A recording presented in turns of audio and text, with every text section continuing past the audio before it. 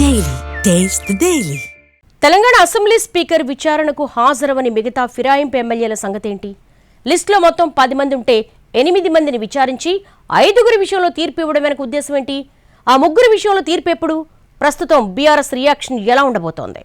BRS తరపున గెలిచి కాంగ్రెస్ లో చేరిన ఎమ్మెల్యేల అనర్హత పిటిషన్లపై వరుసగా జడ్జిమెంట్ ఇస్తున్నారు స్పీకర్ గడ్డం ప్రసాద్ కుమార్. ఇప్పటి వరకు మొత్తం 8 మంది విచారణ ముగియగా 5గురి విషయంలో మాత్రమే తన నిర్ణయాన్ని ప్రకటించారు స్పీకర్. అరికెపూడి గాంధీ, తెల్లం వెంకట్రావు, బండ్ల కృష్ణమోహన్ రెడ్డి, ప్రకాష్ గౌడ్, గూడెం మహిపాల్ రెడ్డి మీదున్న అనర్హత పిటిషన్స్ డిస్మిస్ చేశారాయన.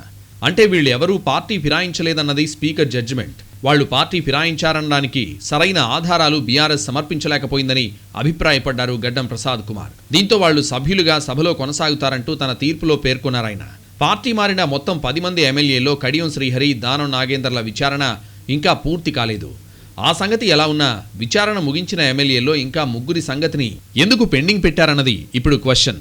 పోచారం శ్రీనివాసరెడ్డి, కాలే యాదయ్య, డాక్టర్ సంజయ్ విచారణ ముగిసింది. స్పీకర్ తీర్పును ప్రకటించాల్సిందే. ఇక్కడే సరికొత్త చర్చ మొదలైంది. ఇప్పుడు తీర్పు ఇచ్చిన 5గురు ఎమ్మెల్యేలకు సంబంధించి ఎలాంటి ఆధారాలు లేవు కాబట్టి ముందే ప్రకటించేశారని, మిగతా వాళ్ల విషయంలో టైం తీసుకోవచ్చన్న మాటలు వినిపిస్తున్నాయి. ఈ 3 ఎమ్మెల్యేల విచారణకు సంబంధించి వచ్చిన ఆర్గ్యుమెంట్స్తో పాటు ఎప్పుడు నిర్ణయం తీసుకోవాలనేది 1-2 రోజుల్లో స్పష్టత వచ్చే అవకాశం ఉందని అంటున్నారు.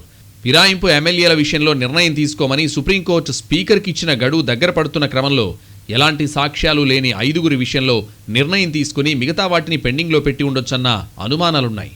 గడువులోపు ఎంతో కొంత విచారించిన రిపోర్ట్ను సుప్రీంకోర్టుకు సబ్మిట్ చేస్తే వెసులుబాటు ఉంటుందన్న అభిప్రాయం కూడా ఉండి ఉండొచ్చంటున్నారు. మొత్తం మీద చాలా రోజులుగా జరుగుతున్న విచారణలో ఓ పర్వం ముగిసిందని అంటున్నారు.